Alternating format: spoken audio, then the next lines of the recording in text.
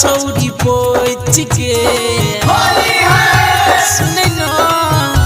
के रंगे के मन कर तोहर दुनाली बोली मेरा छौरी पोछ के रंग लगे छोरप के गाल देबो दुनु ओठ के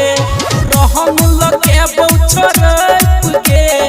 गाल देबो दुनु ओठ के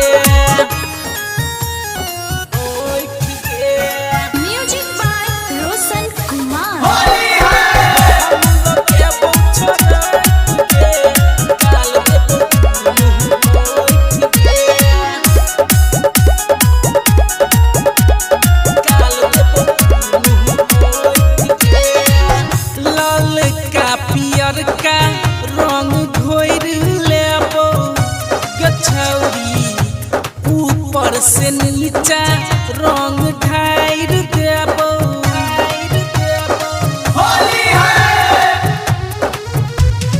होलिया में कतनो जे करबे तू हाला रंग लगे है बोके खोल के ताला तोरा टोला के छोरा ने बोलतौगे रंग लगे छोरप के गाल देबो तोहर ओठ के रंग लगे छोरप के गाल देबो तोहर ओठ के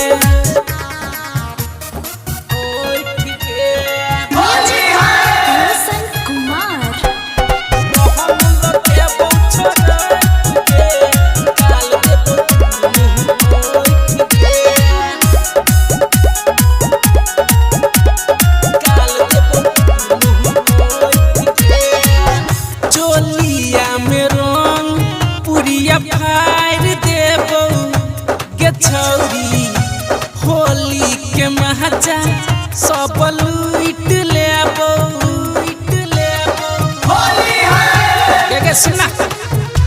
हो बिंदर रंजित लक पिचकारी पीछा पर जह दोगे तो दुआरी अन जख्मी जितेंद्र के पाजा के